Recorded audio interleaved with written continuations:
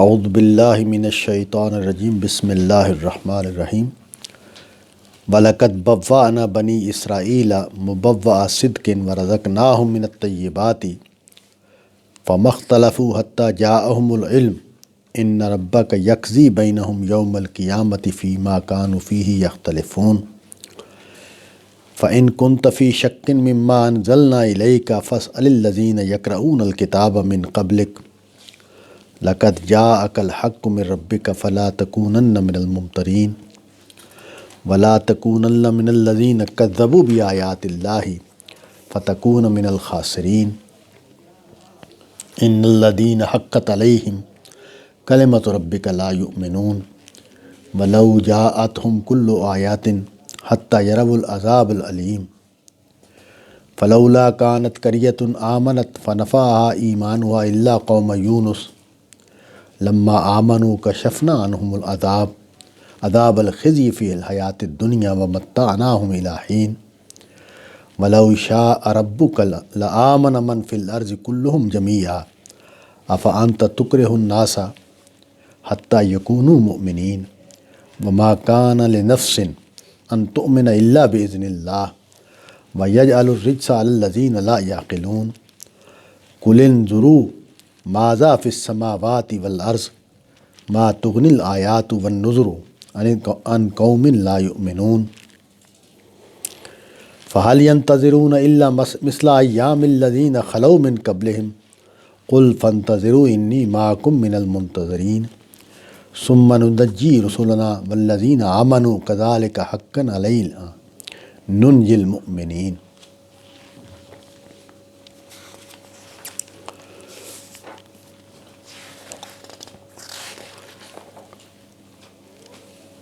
بنی اسرائیل کے حوالے سے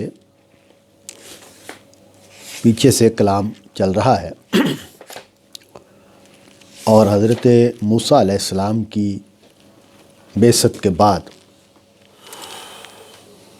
جو ان کی تعلیم اور تربیت ہوئی اور اس کے جو نتائج نکلے وہاں سے بات شروع ہو رہی ہے۔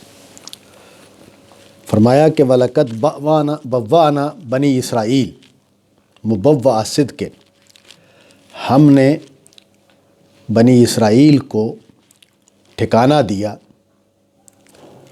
اور مضبوط ٹھکانہ دیا۔ مُبَوَّأَ صِدْقٍ، مضبوط ٹھکانہ۔ یہ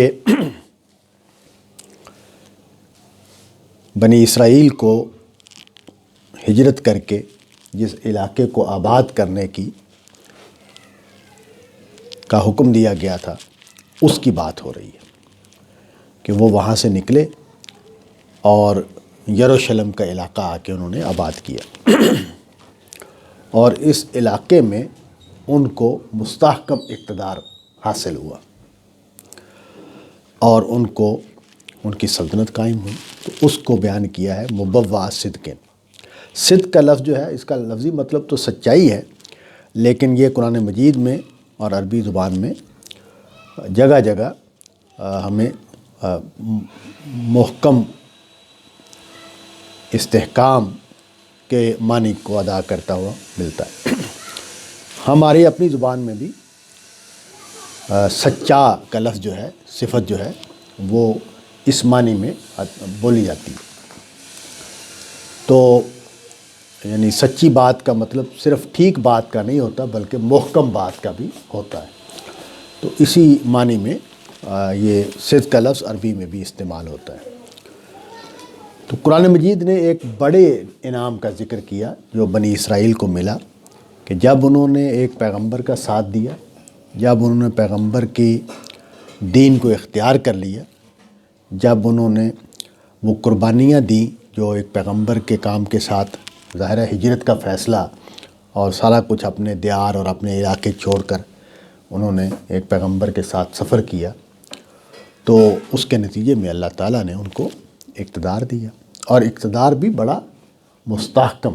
ظاہر ہے انہوں نے دنیا پر اگر ہم آج کے الفاظ میں اس کو بیان کریں تو ایک سپر پاور کی حیثیت سے 1500 سال تک حکومت کی ہے۔ تو اس کو بیان کیا کہ ہم نے بوّأنا، ہم نے ٹھکانہ دیا بنی اسرائیل کو بہت مضبوط ٹھکانہ۔ محکم ٹھکانہ۔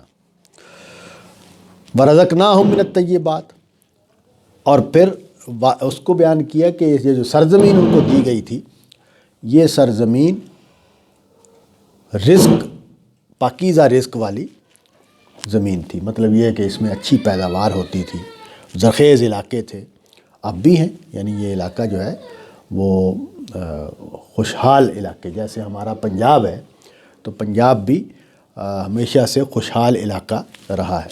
تو یہ جو علاقے ہیں وہاں مشرق وسطیٰ میں، یہ اسی طرح کے خوشحال علاقے ہیں۔ تو اس کو بیان کیا کہ وَرَزَقْنَاهُم مِّنَ الطَّيِّبَاتِ، اور ہم نے ان کو پاکیزہ چیزوں کا رزق دیا، یعنی وہاں روزی کے بہت کھلے امکانات تھے جو ان کو حاصل ہوئے۔ لیکن جیسے قوموں کے ساتھ ہوتا ہے کہ وہ جب ان کو استحکام حاصل ہو جاتا ہے، جب ان کو فراخی حاصل ہو جاتی ہے، تو پھر ان کے اندر وہ وابستگی اور وہ تقوی کا وہ معیار نہیں رہتا۔ اور مزید یہ کہ انسان کے اندر چونکہ دنیا کی محبت کے بہت زیادہ رجحانات پائے جاتے ہیں، تو اس کا نتیجہ یہ نکلتا ہے کہ وہ پھر انحرافات شروع کر دیتا ہے، خلاف ورزی شروع کر دیتا ہے۔ تو قرآن مجید نے یہاں اختلاف کا لفظ بولا، فَمَخْتَلَفُوا، انہوں نے اختلاف نہیں کیا، حتیٰ جاءہم العلم، یہاں تک کہ ان کے پاس العلم آ گیا۔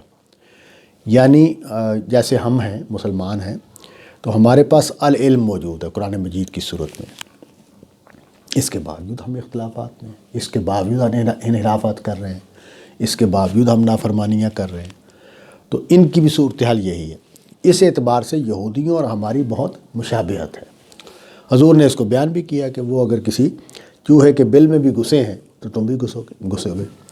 تو اس کا مطلب یہ ہے کہ جو امتوں کی بیماریاں ہوتی ہیں وہ مشترک ہی ہوتی ہیں، یعنی جس طرح کی بیماریاں یہود کو لاحق ہوئیں، اسی طرح کی بیماریاں ہمیں لاحق ہوئی ہیں۔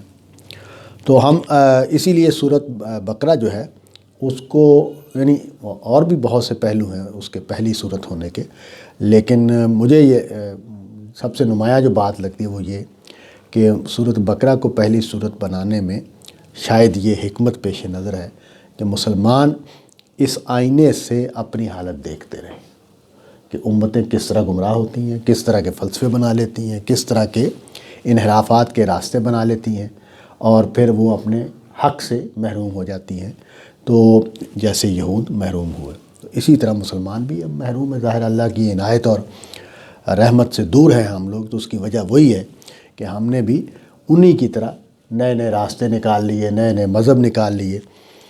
تو ان کا بھی یہ بیان کیا کہ العلم کے ہوتے ہوئے انہوں نے اختلاف کیا، اور اختلاف سے مراد یہ والا اختلاف نہیں ہے جو آراء میں اختلاف ہوتا ہے۔ قرآن مجید میں اکثر جگہ پر اختلاف کا لفظ نیا راستہ نکالنے کے معنی میں ہے، نیا فرقہ، نیا مذہب بنا لینے کے معنی میں ہے، یعنی شرک آ گیا ان میں، بدعات ان میں آ گئی، اس معنی میں اختلاف کا لفظ بولا جاتا ہے۔ فَمَخْتَلَفُوا حَتَّى جَاءَهُمُ الْعِلْمُ، یعنی مختلف ہو گئے۔ جیسے ہم اردو میں اگر اس بات کو ادا کریں گے تو وہ مختلف ہو گئے حالانکہ ان کے پاس العلم آیا ہوا تھا۔ إِنَّ رَبَّكَ يَقْضِي بَيْنَهُمْ يَوْمَ الْقِيَامَةِ، اس طرح کے جتنے بھی اختلافات انہوں نے پیدا کیے ہیں، ان میں سے کچھ کا فیصلہ تو قرآن نے کر دیا۔ قرآن مجید نے آ کے جیسے عزیر کو ابن اللہ ماننا ہے، یا حلال و حرام کی کچھ بحثوں کا پرابلم تھا، شرک کے کچھ چیزیں تھیں، تو ان کو قرآن نے واضح کر دیا۔ لیکن بہت سارے اختلافات ایسے ہیں جن کو قرآن نے موضوع نہیں بنایا، اور ہمارے بھی بہت سارے اختلافات ایسے ہیں کہ جن میں شاید کوئی بحث مباحثہ حتمی فیصلہ نہ کر سکے۔ تو اس کا اور بھی جگہوں پر قرآن مجید نے اس بات کو بیان کیا ہے کہ ان ربک یقضی بینہم یوم القیامہ، یہ فیصلے اللہ تعالیٰ قیامت کے دن کریں گے کہ کون سی بات ٹھیک تھی۔ جیسے ہمارا رفع دین کا اختلاف ہے، تو اس دنیا میں میرا نہیں خیال کہ کوئی بھی کتاب ایسی ہو سکتی ہے کہ جو اس اختلاف کو ختم کر دے۔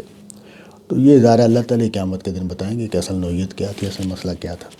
تو اس طرح کے بہت سارے اختلاف، یہ تو خیر غلط اور صحیح کا اختلاف ہے، بعض فلسفے ایسے پیدا ہو جاتے ہیں جو حق اور باطل کے مسئلے پیدا کر دیتے ہیں، جیسے معتزلہ کے بعض اختلافات ہیں، اشاعرہ کے بعض اختلافات ہیں، ہمارے ہاں بریلویوں کے بعض اختلافات ہیں۔ تو وہ ایسے اختلافات نہیں ہیں کہ جو محض رائے کا فرق ہے، بلکہ مذہبی بدل جاتا ہے۔ شیعہ کے بعض اختلافات ہیں تو وہ مذہبی تبدیل ہو جاتا ہے ان کا، جیسے امامت کا عقیدہ ہے، یا اسی طرح بریلویوں کے ہاں فیوز و برکات کے تصورات ہیں جو مزاروں سے وابستہ کر دیے گئے ہیں۔ تو اس طرح کی بہت ساری چیزیں ہیں کہ جو حق اور باطل کے سطح کے اختلافات ہیں۔ تو ان میں سے کچھ چیزیں جو ہیں ان کے فیصلے قیامت والے دن ہوں گے۔ فیما کانوا فیہ یختلفون، وہ اختلافات جن میں یہ آپس میں ایک دوسرے سے بحثیں کر رہے تھے۔ فَإِن كُنتَ فِي شَكٍّ مِّمَّا أَنزَلْنَا إِلَيْكَ فَاسْأَلِ الَّذِينَ يَقْرَؤُونَ الْكِتَابَ مِن قَبْلِكَ، اگر تم شک میں ہو اس چیز کے بارے میں جو ہم نے تیری طرف نازل کی ہے، تو پوچھو ان لوگوں سے جو تم سے پہلے نازل ہونے والی کتاب کو پڑھتے ہیں۔ بظاہر یہ لگتا ہے کہ حضور کو مخاطب کیا گیا ہے، لیکن ظاہر ہے یہ قرآن مجید میں کئی جگہوں پر یہ اسلوب اختیار کیا گیا ہے کہ حضور کو مخاطب کر کے اصل میں جو لوگ شک میں مبتلا ہیں ان کو مخاطب بنایا جاتا ہے۔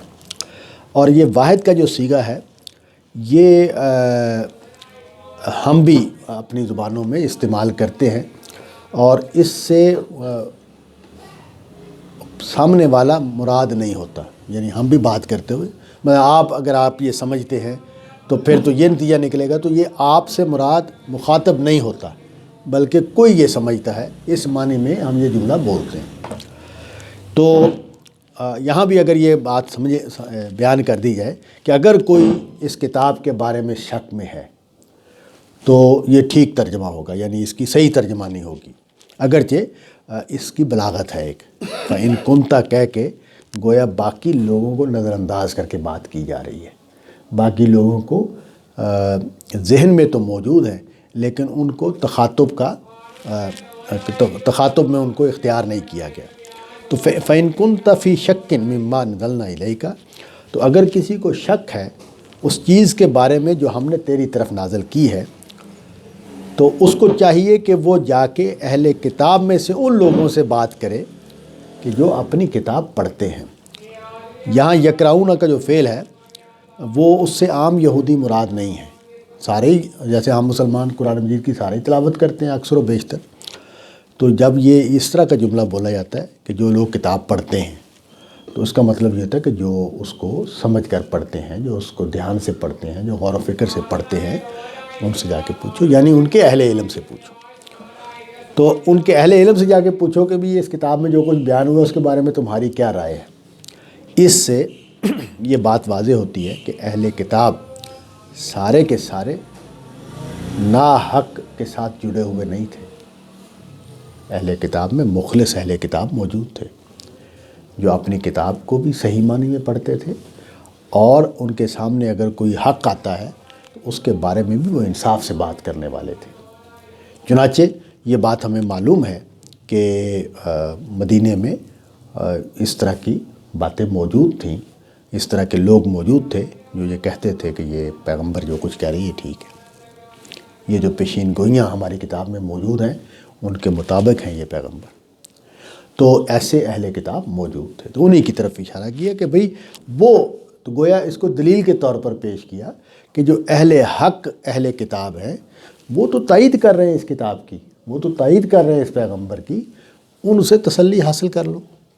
یعنی جن کے دنوں میں اصل میں متوجہ اس بات پر کیا جا رہا ہے کہ جو لوگ پروپیگنڈا کر رہے ہیں، جو لوگ مین میخ نکال رہے ہیں، جو لوگ لوگوں کو حق سے منحرف کرنے کے لیے سرگرم ہیں، ان کے بجائے ان لوگوں سے رابطہ کرو جو انصاف کی بات کرنے والے ہیں، حق کی بات کرنے والے ہیں، ان سے پوچھو جا کے کہ اس کتاب کے بارے میں ان کی کیا رائے ہے۔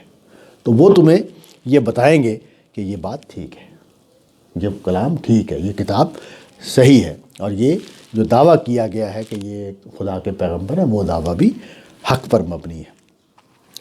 تو اس کو کہا کہ فَإِن كُنْتَ فِي شَكٍّ مِّمَّا أَنزَلْنَا إِلَيْكَ، اگر تم شک میں ہو اس چیز کے بارے میں جو ہم نے تیری طرف نازل کی ہے، فَاسْأَلِ الَّذِينَ يَقْرَؤُونَ الْكِتَابَ مِن قَبْلِكَ، تو وہ کتاب جو تجھ سے پہلے اتاری گئی ہے اس کو پڑھنے والوں سے جا کر پوچھو۔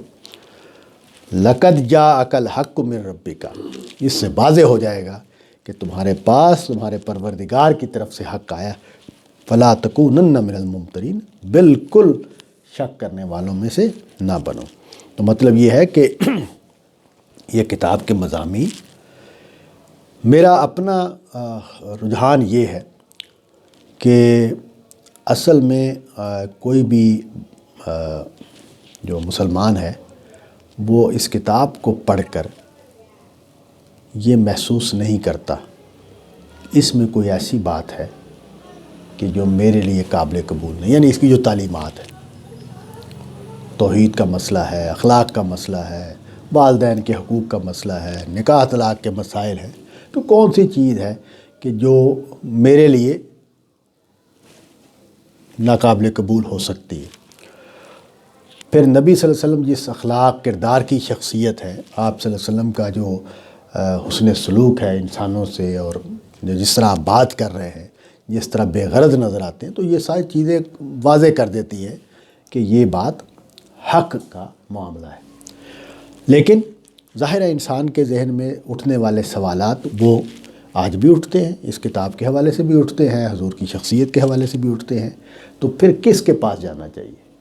پھر اصول کی بات یہ ہے کہ مخلص اہل علم کے پاس جانا چاہیے۔ اسی کی تعلیم دی گئی کہ اگر سوالات پیدا ہو رہے ہیں تو مخلص اہل علم کے پاس جاؤ، ان سے جا کے پوچھو کہ اس کتاب کے بارے میں وہ کیا کہتے ہیں۔ تو وہ انصاف کی بات کریں گے، وہ حق کی بات کریں گے، اور اس سے تمہارے شبہات کا ازالہ ہو جائے گا۔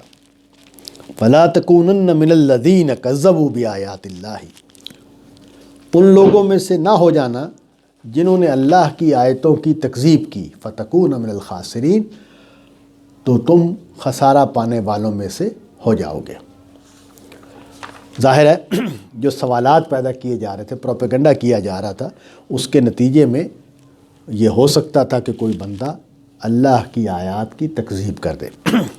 قرآن مجید نے اکثر جگہ پہ یہ کذبہ کا فعل استعمال کیا ہے۔ اس کا مطلب یہ ہے کہ قرآن مجید کے نزدیک، یعنی اللہ تعالیٰ کے نزدیک، معاملہ کسی حق کا انکار ہے۔ یہ معاملہ نہیں ہے کہ کوئی نقطہ نظر ہے، کوئی فلسفہ ہے، میری سمجھ میں آ رہا ہے، میری سمجھ میں نہیں آ رہا۔ معاملہ، صورت معاملہ یہ نہیں ہے۔ صورت معاملہ یہ ہے کہ خدا کی آیات نازل ہوئی ہیں اور ان کے بارے میں تکذیب کا کوئی امکان نہیں ہے، اور تکذیب سے مراد یہ ہے کہ ان کو جھوٹا کہنا، ان کو بے اصل کہنا، یہ جرم ہے، اور اس کا نتیجہ خسارہ ہے۔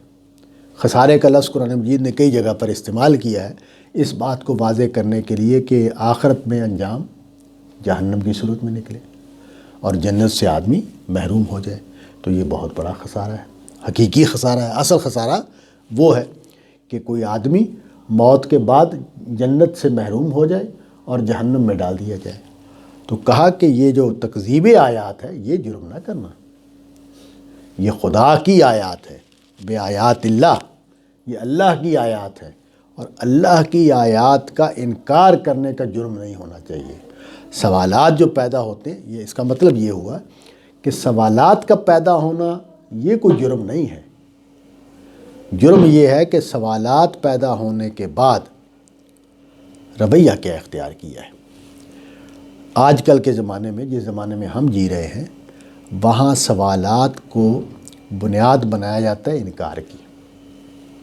یعنی آپ کسی بھی مذہب مخالف آدمی کے پاس چلے جائیں تو اس کے پاس سوالات ہیں، اور وہ سوالات اس لیے نہیں ہے کہ وہ جویائے حق ہے، وہ حق دریافت کرنا چاہتا ہے، وہ سوالات اس لیے ہیں کہ وہ اس کو عذر بناتا ہے کہ میں کیسے مانوں۔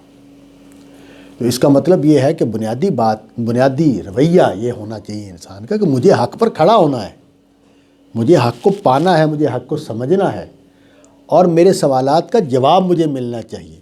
جب میں اس طرح سوچتا ہوں، یعنی میں اپنے استاد سے متعلق ہوں اور میں دوسرے لوگوں سے بھی استفادہ کرتا رہتا ہوں، تو میں جب کسی آدمی کے پاس جاتا ہوں تو میں اس ذہن کے ساتھ جاتا ہوں کہ مجھے اپنا مسئلہ حل کرنا ہے۔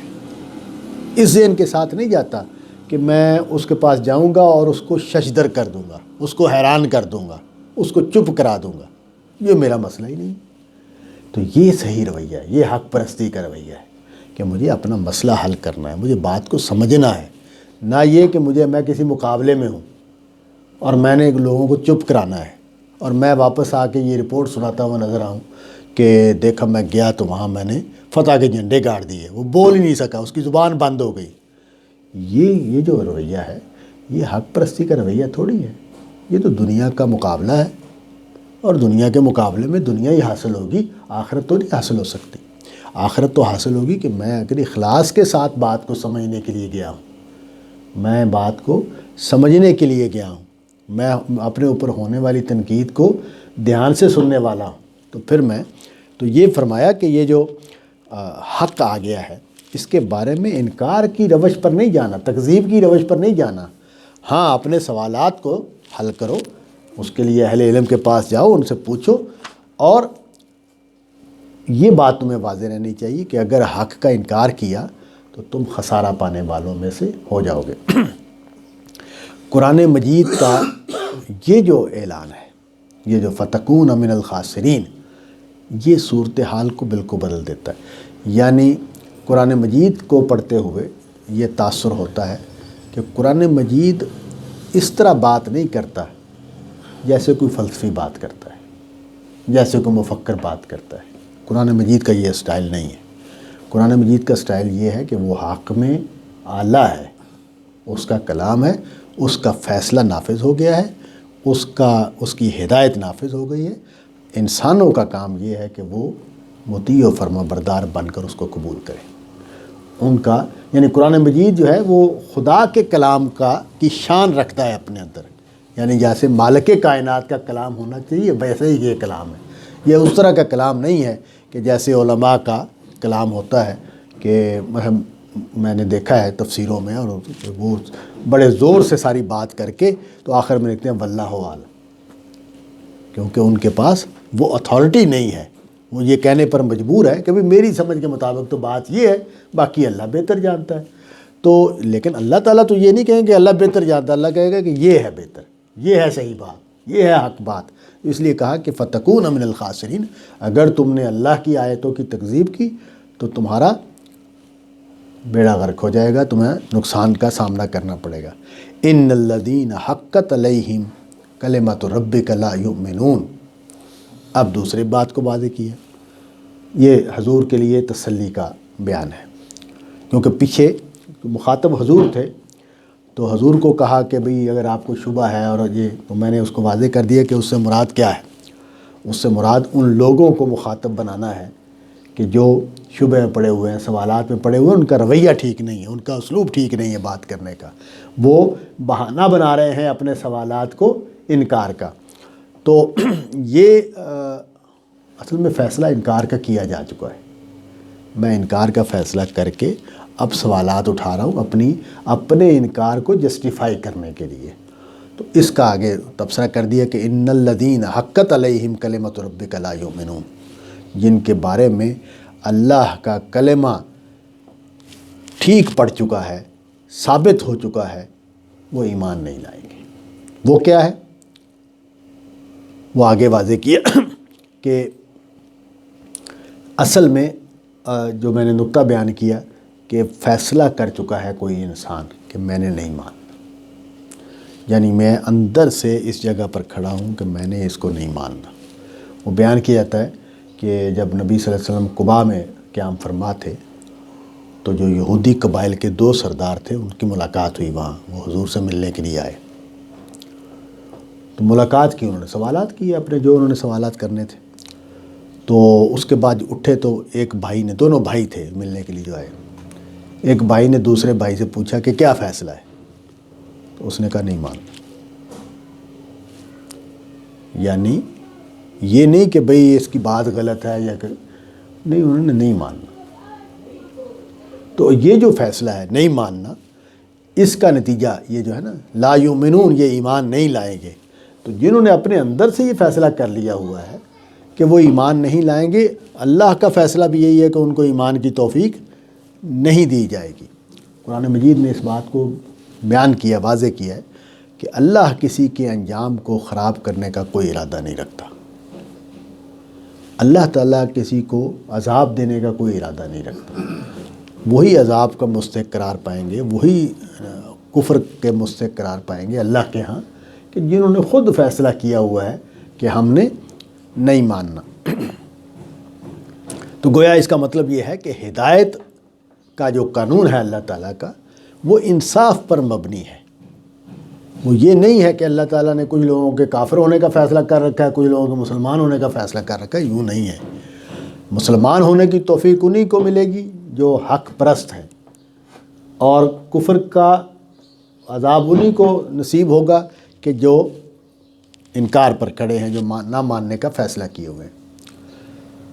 وَلَوْ جَاءَتْهُمْ كُلُّ آيَاتٍ حَتَّى يَرَوُا الْعَذَابَ الْأَلِيمَ، اگرچہ ان کے سامنے ساری نشانیاں آ جائیں، یہ نہیں مانیں گے یہاں تک کہ اصل بڑے عذاب کو دیکھ لیں۔ یعنی وہ جیسے فرعون کا ہے کہ فرعون نے جب دیکھا غرق ہونے لگا تو ایمان لے آیا، اصل عذاب کو دیکھ لیا جب۔ نا قیامت والے دن قرآن مجید نے اس کی تصویر کھینچی ہے کہ یوں ہی اللہ کا عرش ظاہر ہوگا۔ ذرا قیامت برپا ہو جانا اور ہمارا دوبارہ زندہ ہو جانا ہی سب سوالات ختم کر دے گا۔ یہ جتنے بھی سوالات ہیں نا اس پردے میں ہیں۔ جب یہ پردہ پھٹ جائے گا، قیامت برپا ہو جائے گی، ہم دوبارہ زندہ ہو جائیں گے اور میدان حشر میں کھڑے ہوں گے تو کافر کوئی نہیں ہوگا وہاں امکان ہی کوئی نہیں رہا کفر کا، اور اللہ کا جلال سامنے آئے گا تو ہر ایک چاہے گا کہ سجدہ ریز ہو جائے، سر جھکا لے۔ لیکن قرآن مجید نے کہا کہ نہیں، جنہوں نے یہاں دنیا میں سجدہ نہیں کیا ان کی کمریں تختہ کر دی جائیں گی، جھکنے کی صلاحیت ہی ختم کر دی جائے گی، وہ جھک نہیں سکیں گے۔ تو اس کا مطلب یہ ہوا کہ وہ پھر ایمان کا نفع کوئی نہیں، ایمان سارے لے آئیں گے وہاں، کوئی کافر نہیں رہے گا، کوئی ملحد نہیں رہے گا، لیکن پھر اس ایمان کا کوئی نفع نہیں ہے۔ تو فرمایا کہ یہ ایمان اسی صورت میں لائیں گے کہ جب یہ پردے پھاڑ دیے جائیں، جب وہ اصل عذاب ان کے سامنے آ جائے، جب جہنم اور جنت کو یہ دیکھ لیں، جب خدا کا غضب نازل ہو جائے تو اس وقت ایمان لے آئیں گے۔ لیکن یہ ایمان نفع نہیں دیتا۔ اس کی مثال استثناء بیان کیا، فلولا کانت قریۃ آمنت فنفعها ایمانها الا قوم یونس۔ صرف ایک ہی مثال ہے اس بات کی کہ کسی بستی نے ایمان قبول کیا اور اس کے ایمان نے اس کو فائدہ دیا، اور وہ ہے یونس کی قوم۔ یہ ہمیں معلوم ہے کہ یونس علیہ السلام جو ہیں وہ مایوس ہو کر اپنی قوم کو چھوڑ کے چلے گئے، یعنی جد و جہد پوری طرح ناکام ہو گئی، ان پر کوئی ایمان نہیں لایا۔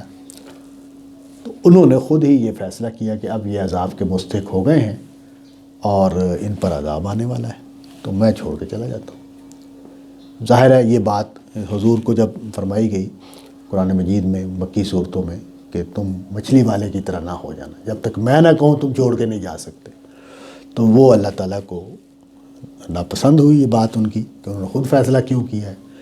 چنانچہ ان کو مچھلی کے پیٹ میں رہنا پڑا اور پھر اسے نجات ملی۔ پیچھے جو قوم تھی جب پیغمبر چھوڑ کے چلا گیا تو ان کو احساس ہوا کہ ہم مارے گئے۔ وہ بندہ یہ کہتا تھا کہ عذاب آئے گا اور وہ ہمیں چھوڑ کے چلا گیا ہے، تو یہ تو بہت کام خراب ہو گیا ہے۔ تو بادشاہ اور سارے جو ہے نا وہ ایمان لے آئے، یعنی ان کو ایک جھٹکا لگا پیغمبر کے چھوڑ کر جانے سے۔ یعنی اس کا مطلب یہ ہے کہ اصل میں حضرت یونس کی دعوت دلوں میں گھر کر چکی تھی، وہ تبدیلی لا چکی تھی، اظہار باقی تھا۔ وہ اظہار کا موقع پیدا ہو گیا پیغمبر کے چھوڑ کر جانے سے، وہ ایمان لے آئے۔ ایمان لے آئے تو ادھر ان کو معافی مل گئی، انہوں نے جب توبہ کی تو اللہ نے ان کو معاف کر دیا، نجات ملی، یہ واپس گئے۔ تو بادشاہ جو ہے وہ ٹاٹ پہن کے استقبال کے لیے آیا۔ تو یہ واحد مثال ہے کہ جس میں کسی قوم کو نفع ملا ہے اس کے ایمان سے. یعنی قرآن مجید نے اس جملے سے بیان کر دیے کہ انکار اس آخری مرحلے تک موجود تھا کہ جہاں عذاب آ جایا کرتا ہے، لیکن عذاب چونکہ آیا نہیں تھا، اس سے پہلے ایمان لے آئے تو ان کو نفع ہو گیا.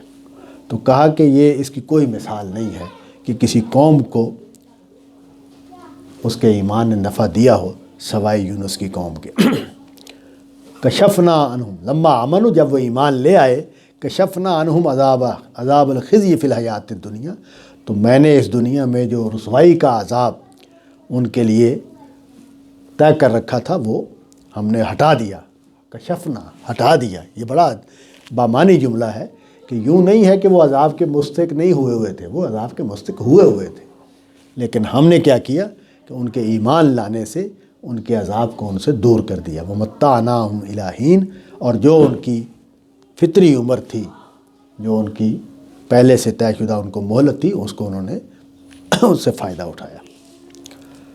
وَلَوْ شَاءَ رَبُّكَ لَآمَنَ مَنْ فِي الْأَرْضِ كُلُّهُمْ جَمِيعًا أَفَأَنْتَ تُكْرِهُ النَّاسَ حَتَّىٰ يَكُونُوا مُؤْمِنِينَ. اگر تیرا پروردگار چاہتا تو زمین میں جو بھی ہے ایمان لے آتا، سارے کے سارے. اس سے قرآن مجید نے یہ بات واضح کی کہ امتحان کا جو اصول ہے اس کی ضرورت ہے آزادی. اسی سے میں اس نقطے کو میں نے پایا ہے اسی طرح کی آیات سے کہ دنیا میں تدبیر کا بہت بڑا دائرہ بھی انسان کی آزادی پر ہے، یعنی کیونکہ وہ امتحان کا حصہ ہے. تو اس لیے یہ امتحان کے اصول کا تقاضا ہے کہ یہاں آزادی فکر و عمل دی جائے. اللہ تعالیٰ نے جبر کا فیصلہ نہیں کیا. اللہ تعالیٰ اگر جبر کا فیصلہ کرتے تو سارے مسلمان ہوتے یا سارے کافر ہوتے. اللہ نے اگر فیصلہ کرنا تھا، نافذ کرنا تھا، تو وہ ہمارے اندر موجود اختیار کی جو مشین ہے یا پرزہ ہے وہ نکال دے، وہ بات ختم ہو گئی. سارے جانور اسی اصول پر چل رہے ہیں. ان کے اندر کوئی نہ انکار کا پرزہ ہے نہ اقرار کا پرزہ ہے، جو ان کو جس مشین کی طرح وہ چلتے ہیں، وہ کام کرتے ہیں اپنا.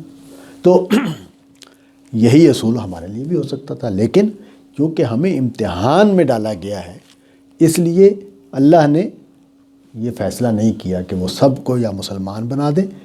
ظاہر ہے وہ یہ فیصلہ کرتے کہ سب مسلمان ہونے چاہیے، تو یہ بتا دیا کہ وَلَوْ شَاءَ رَبُّكَ، اگر تیرا پروردگار چاہتا، لَآمَنَ مَنْ فِي الْأَرْضِ، تو ایمان لے آتا جو بھی زمین میں ہوتا، کلہم، سارے کے سارے، جمیعاً، اکٹھے، تو سب مل کر ایمان لے آتے. أَفَأَنْتَ تُكْرِهُ النَّاسَ، کیا تم لوگوں کو مجبور کرو گے حتیٰ یکونوا مومنین، یہاں تک کہ سارے مومن ہو جائیں. یعنی یہ نہ تمہاری ذمہ داری ہے نہ میرا فیصلہ ہے کہ تم لوگوں کو مجبور کر دو ایمان لانے پر. اس سے ایک ہمارے ہاں کلامی بحث پیدا ہوئی ہے کہ کیا ریاست حکمران لوگوں پر جبراً دین نافذ کر سکتے ہیں، لوگوں کو جبراً دین پر لا سکتے ہیں؟ تو یہ بڑی بحث ہے، اور خاص طور پر یہ جو ارتداد کی سزا ہے وہ تو جبری ہے نا، کہ آپ یہ کہتے ہو کہ کوئی مسلمان جو ہے وہ دین نہیں چھوڑ سکتا. تو اس آزادی کے تو خلاف ہے نا یہ بات کہ کوئی اگر مرتد ہے، مسلمان مرتد ہوا ہے، یہ تو ہم نہیں اختیار کیا ابھی تک کسی مسلمان عالم نے کہ جتنے غیر مسلم ہیں ہمارے علاقے میں رہیں گے تو ہم ان کو زبردستی مسلمان بنا دیں گے.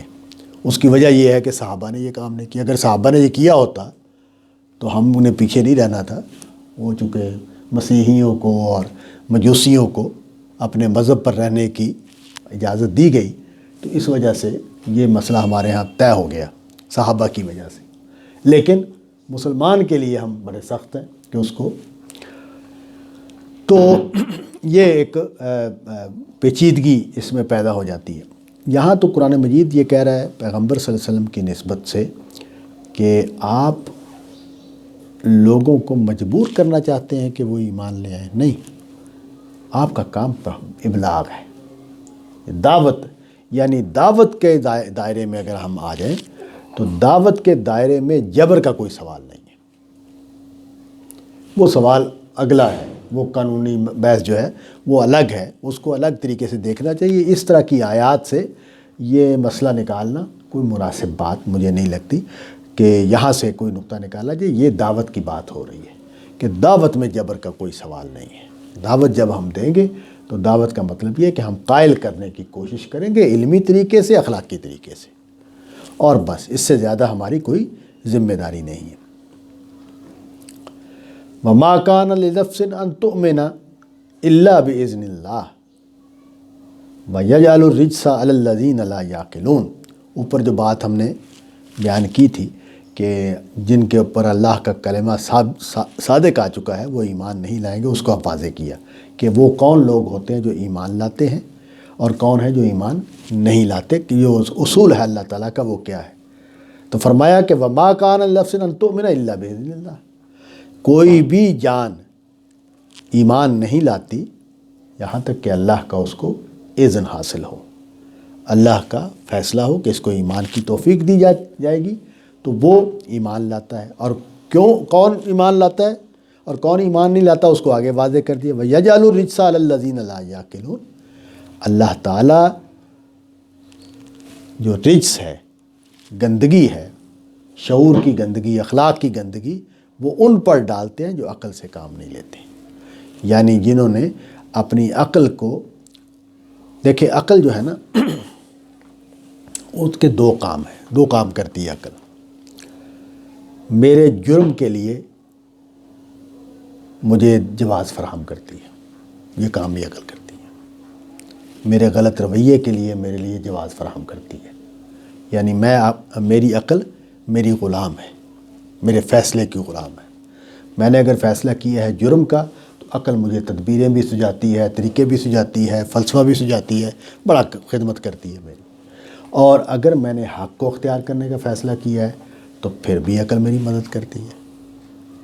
تو یہاں جو کہا کہ لا یعقلون، تو اس کا مطلب یہ ہے کہ جو عقل کو حق کے لیے استعمال نہیں کرتے، حق کو پانے کے لیے استعمال نہیں کرتے، ان پر رجس کو تھوپ دیا جاتا ہے، ان پر شعور کی گندگی کو تھوپ دیا جاتا ہے۔ رجس کا لفظ اس لیے بولا کہ کفر بھی رجس ہے، بدعات بھی رجس ہیں، نافرمانیاں بھی رجس ہیں، اخلاقی خرابیاں بھی رجس ہیں، گندگی ہے۔ قرآن مجید نے فساد کا لفظ استعمال کیا جگہ جگہ، تو فساد ہمارے ہاں تو اردو میں لڑائی جھگڑے کے معنوں میں اس کا زیادہ استعمال ہے، فساد کا لفظ تو اصل میں گندگی کے معنوں میں ہے، گند ڈالنا۔ تو ہم بھی گند ڈالنے کا لفظ بولتے ہیں لڑائی جھگڑے کے لیے، کہ فلانا بندہ آیا تو اس نے گند ڈال دیا، یعنی ہم بیٹھے ہوئے تھے آرام سے گپے لگا رہے تھے، کوئی مسئلہ نہیں تھا، بڑے خوشگوار ماحول تھا، لیکن اس نے آ کے صورتحال کو خراب کر دیا، تو جھگڑا پیدا کر دیا۔ تو قرآن مجید نے فساد کا لفظ کئی جگہوں پر اس معنی میں استعمال کیا ہے۔ تو یہاں بھی رجس کا لفظ اسی معنی میں استعمال کیا ہے کہ اخلاق کی گندگی، شعور کی گندگی، عقیدے کی گندگی جو ہے وہ ہم تھوپ دیتے ہیں ان کے اوپر جو عقل سے کام نہیں لیتے، یعنی جو عقل کو راہ حق پانے کے لیے استعمال نہیں کرتے، جو عقل کو استعمال کرتے ہیں انکار کے لیے، جو عقل کو استعمال کرتے ہیں نافرمانیوں کے لیے، ان کے لیے ہم نے یہ فیصلہ۔ تو وہ جو اوپر کہا کہ کوئی ایمان نہیں لاتا یہاں تک کہ اللہ کا اذن نہ ہو، تو اس کا مطلب یہ ہے کہ اللہ کا اذن ان کے لیے ہے جو عقل کو صحیح راستے پر ڈالتے ہیں، جو حق کے متلاشی ہوتے ہیں ان کو اللہ تعالیٰ ہدایت دیتے ہیں، اور دوسروں کے اوپر رزق کو تھوپ دیا جاتا ہے۔ کل انظروا ماذا فی السماوات والارض ما تغنی الآیات ونذر عن قوم لا یؤمنون۔ اب جو عقل ہے وہ کیسے استعمال کرنی ہے اس کو آگے واضح کیا کہ ان سے کہو کہ زمین و آسمان میں جو کچھ ہے اس کو دیکھو۔ یہ معجزے جو ہیں کیا دیتے ہیں؟ جو یہ معجزہ دے رہا ہے، یعنی جن کو معجزے کی تلاش ہے، جو یہ سمجھتے ہیں کہ کوئی انہونی ہو تو پھر بات واضح ہوگی، وہ ذرا دیکھیں تو صحیح کہ اس کائنات میں جو کچھ اللہ نے بنا رکھا ہے وہ کیا معجزے سے کم ہے؟ سچی بات یہ ہے کہ ہر انسان کی پیدائش، ہمارے گھروں میں اولادیں ہوتی ہیں نا، یہ معجزہ ہے۔ اس میں کوئی اس کی توجیہ ہو سکتی ہے کہ ہم نے کھانا کھایا، روٹی کھائی، بوٹی کھائی، سبزیاں کھائیں، پھل کھائے، اور اس سے ایک ایسا بیج پیدا ہو گیا کہ جو زندگی پیدا کر سکتا ہے۔ یہ معجزہ نہیں تو اور کیا ہے؟ اس کے پیچھے اسباب کی کون سی کہانی ہے کہ جو ہم ایکسپلین کر سکتے ہیں؟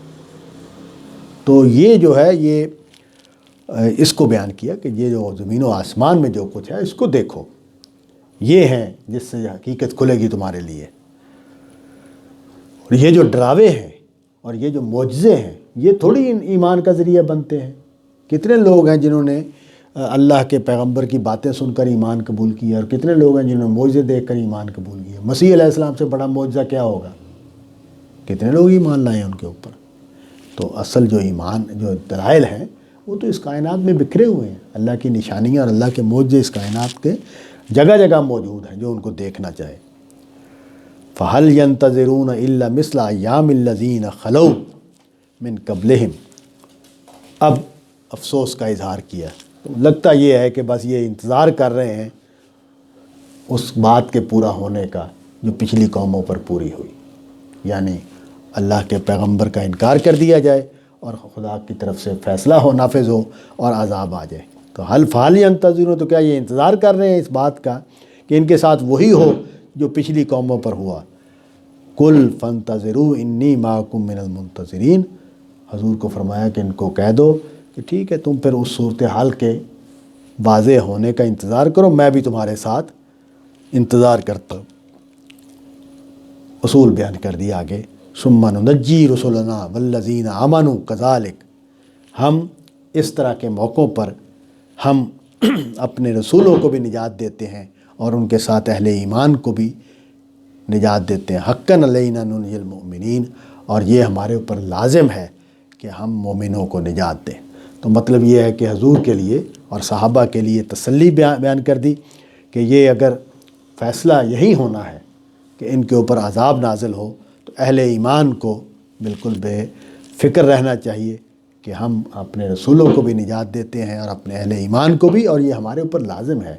یعنی یہ نہیں ہوتا کہ عذاب جب آتا ہے تو اہل ایمان اس تکلیف سے گزرتے ہیں، ان کے لیے اللہ نے نجات کا بندوبست کرنا ہوتا ہے اور اللہ تعالیٰ کرتے ہیں۔ وآخر دعوانا الحمد للہ رب العالمین۔